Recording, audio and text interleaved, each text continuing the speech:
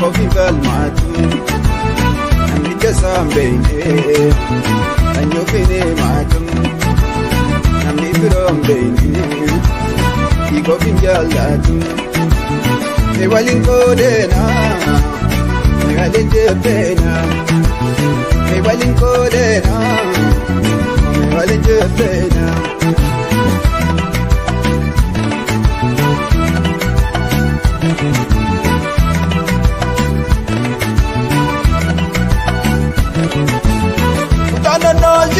Isini ulfinni fi galanni bilisummaa isaanii haa ta'u Jeneraal Marroo Dirribaatii fi qabsaa'onni akka Jeneraal Gammachuu Abbooyyee fi konyaawwan hundarratti lolaa jiran akeeka ganamaa sana galmaan ga'uudhaaf kan isaan socho'aatii jiranii. Ilaalchonni finxaaleeyyonni humna yoo dadhabaniif siyaasa Oromoo quucarsuudhaaf deeman garuu ni milkaa'a kan jedhu duulli bijibbaataa kan qabsoo farra riphee lola ji'a tokkodhaa tarii. Seenaa biyya Itoophiyaa jiran keessatti mootummaan qabsoo finciltoota yookiin riphee loltoota mo'ate jira. Humni ittiin mo'atanoo isa kami? Siyaasaan waa hunda jala jalqaba uummataa hin qabnee fi haqummaa hin qabne yoomillee kufaadha. Ajjechaan akkasumas hidhaan mo'amuudha. Isa boortaa fi kijibtuun Abiyyi Ahmadii fi fakkeessitoonnii fi harreewwan jala deemtuu fi leelliftoonni haasa'an osoo hin taane qabsoon Oromoo yoomillee hamma feete wareegama qaqqaalii gaafattus bilisummaan isii dhiyoodha. Daawwattoota Caayaa Oromoo TVdha. Egaa qabsoowwan kana keessatti bu'uurri jalarraa ijaaramuu fi akeeka ijaarsaa keessatti immoo finxaaleeyyitootaa fi fakkeessitoota Oromoo kutaan gandummaan naannummaan ittiin qoodan osoo hin taane ilaalchi hoogganni waraana bilisummaa Oromootii fi caaseffamni isaa har'a hojjetaa jiru qabuun ilaalcha tokkummaa jalqaba hundee akeeka qabsoo bilisummaa Oromoo ta'uu gochaan mul'isaatii jira. Kumootasiin leenjisaa kumootasiin duula farra riphee lolaa diroonii fi waan adda addaatiin jedhame hundasaa qolachuu irratti argama. Jeneraal Marroo Dirribaa, Jeneraal Gammachuu Abbooyyee, Jeneraal Jaal Hambisaa Seenaa, Jeneraal Jaal Sanyii Nagaasaa akkasumas kibba bahaa fi dhiyaa Oromiyaa irratti kan argaman. Qophii kiyyaa har'aa waamalee qabadheetiin hin dhumne. Egaa daawwattoonni Caayaa Oromoo TV kuni miidiyaa jaarmiyaa gaaddisa marii dhaloota garee bilisummaa Oromoo. Manni Oromoo yeroo hedduu Oromoo Entertainmentiidhaan tamsaasa keenya kallattiirraa jaarmiyaa gaaddisa marii dhaloota garee bilisummaa Oromoo suuraan kaartuunirraa hordofaa jirtan hundi keessaniyyuu kanneen YouTube chaanaalii akkasumas ammoo kanneen toora tiwutarii kana malees toorota Skype'dhaan qophii keenya haaraa eegalle kanatti nu wajjin akka hirmaattan hayyoonni qabsaa'onni gamalmaan waamicha dhiyeessina. Qophii keenya galgala sa'aatii 3 booda dhiyaatu irratti qophii marii addaa hayyootaaf qabsaa'ota qabsoo bilisummaa Oromoo irratti muuxannoo aadaa siyaasaa jaaramuu keessatti diigdoonni eessaa dhufu.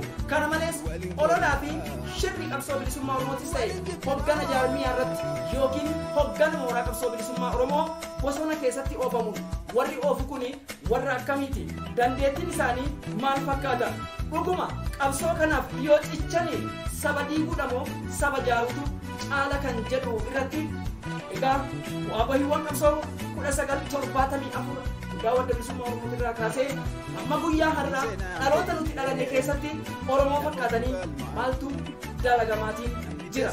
Diinonni keenya gaafa siyaasaan gaafa humnaan si dadhaban olola sirratti oofu. Dhadhii gammadaa Oromoon akkamitti dhabde? Koloneel Gammachuu ayyaana afaan akkamitti hidhamani? Qabsoo namni jette jedheedhaan galmaan ga'anii miti. Warri har'a waraana bilisummaa Oromoo irratti olola oofu tokkoon isaanii gaaffii seenaa jalaa hin ba'ani. Waraanni bilisummaa Oromoo waraana aantummaa sabaa egereef murtii ummatichaatiin dhaabbatedha. Waraanni bilisummaa Oromoo waraana dantaaf loloo osoo hin taane waraana egereef eenyummaa Oromoodhaa jiraachisuudhaaf toludha. Daawwattoota Caayaa Oromoo TV qophii kana irratti keessummaanni keenya jechuudha foddaa iskiriinii keenya gama duubaa jiru kana irratti hirmaachuudhaaf egaa galgala ni dhiyaatu jechuudha.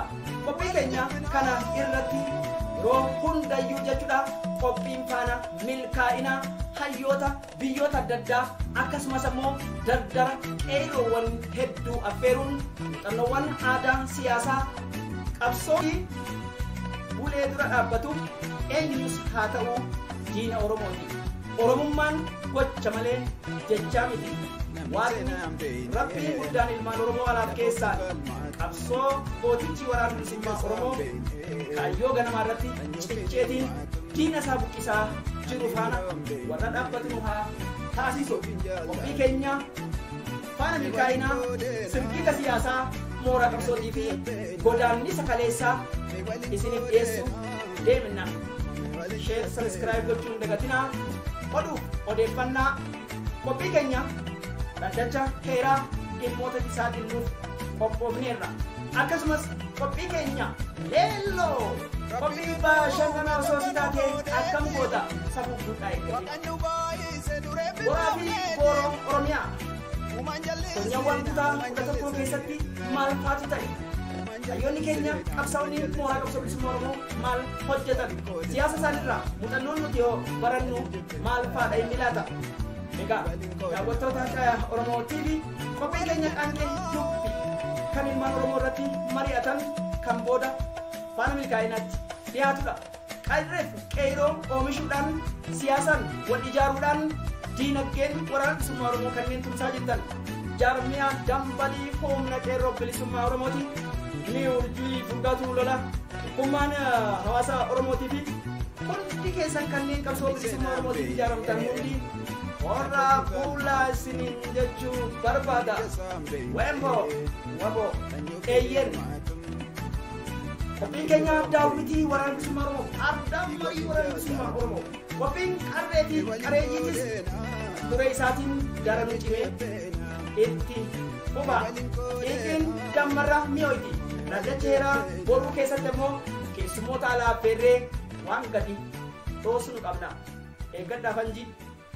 Kana malees qophiiwwan keenya birootiin ammoo jechuudha qophiiwwan keenya gaaddisa dhugaa hojiiwwan artii fi artistoota Oromoo akkasumas qophii keenya imaltuu baqaa keessatti bu'aa bahiiwwan siyaasaa farreenii ilmaan Oromoo alatti illee ibidda citaadhaan citatti qabate ta'eeti. Meeqatu itti lafee dhabe, meeqatu itti cabe, meeqatu duutiin bakka wallaalame. Qabsoo akkanaa kanaa fi hojmaanni sammuudhaa hojjechuudha qaba. Daawwattoota keenya qophiin keenya kana qofa osoo hin ta'in qophii siiqqee bilisummaadhaa kunis dhiyaateetiin jira. Drama Barkallenis diraamaan isaa kan shira mootummaa saaxilu diraamaa takka hin dhagahin ammoo qophaa'eetii jira. Maaliif nuuf hin dhiyeessine warra jettan amma immoo chaanaala biraa kan chaanaalii keenyalles deeggaru arganneetii jira. Chaanaala namoota sabskraayibii 500 qaban irraa deeggarsa argannee jira. Chaanaala kanaanis walitti hidhanneetiin waa hunda caalaa jechuudha. Hayyoota Oromootii fi ilmaan Oromoo lafaa dhufan hedduu wal isin beeksisuuf deemna. Kana malees kanneen miidiyaa irratti beektan hedduudhaan dhaddachi heeraas guyyaa borii waa saaxiluu deema. Dhugaan ni qallatti malee hin cittu. Namuu jaaramuudhaan waan jaaramuun bakka jirutti ijaaramee mooraa qabsoo bilisummaa Oromoo haa tinnisu.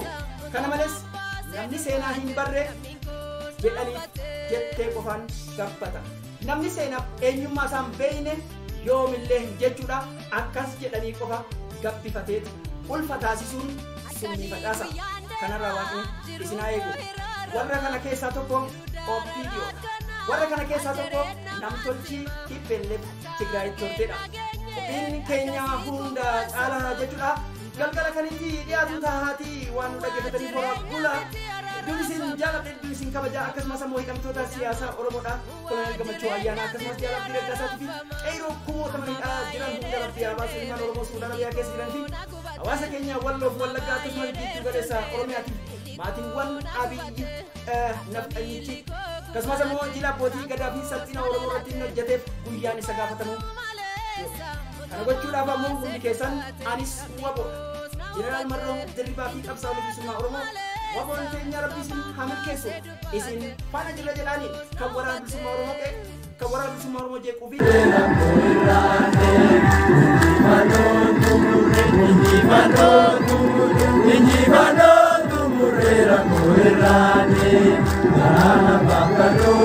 La boda ya llama, mirale que saló.